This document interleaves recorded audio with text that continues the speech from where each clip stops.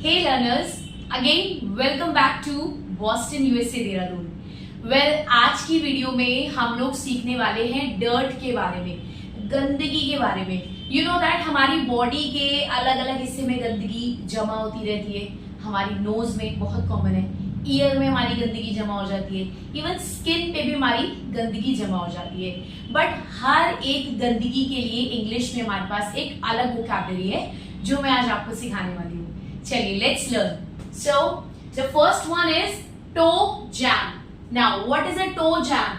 To jam basically, पहले I hope आप लोगों को टो का मीनिंग पता होगा। तो टो बेसिकली पैरों की उंगलियों को हम लोग बोलते हैं। तो पैरों की उंगलियों के बीच में जो मैल इकट्ठा हो जाता है इसको हम लोग बोलते हैं टो जैम। जैसे अगर आप बहुत लंबे टाइम तक शूज पहने रखते हो, लाइक पूरे दिन ऑफिस में, तो अक्सर आपने देखा होगा कि आपकी पैरों की उंगलियों के बीच में एक डर्ट, गंदगी इकट्ठी होने लग जाती है, जिसकी वजह से कई बार पैरों से स्मेल भी आती है और इस वजह से इन्फेक्शन भी कई बार हो जाता है आपको, फंगल इन्फेक्शन। तो इस तरीके की गंदगी जो इकट्ठी होती है इसको हम लोग बोलते हैं toe jam. Well, the word accumulates here means इकट्ठा होना, एकत्रित होना। एक्यूमुलेट्स का मीनिंग यहाँ पर है एकत्रित होना, इकट्ठा होना। The dirt that accumulates between toes and can lead to odor. Now, let's learn the second one, which is nasal dirt. Now, what is a nasal dirt? Nasal dirt means जो गंदगी आपकी नाक में जमा हो जाती है एक ड्राई म्यूकस की फॉर्म में, उसको हम लोग बोलते हैं nasal dirt। बच्चों में, बड़ों में, हर एज ग्रुप में ये इकट्ठी हो जाती है। That is why डॉक्टर आपको हमेशा सलाह देते हैं कि अपने नोज को डेली आप क्लीन करिए, राइट। और जुकाम के बाद कई बार हम लोग देखते हैं ड्राई कफ की फॉर्म में ये गंदगी हमारी नोज में जमा हो जाती है। तो इस गंदगी को हम लोग बोलते हैं nasal dirt. Now let's learn the third one, which is eye mucus. Eye mucus. So eye mucus means आंखों में जमा होने वाला मैल।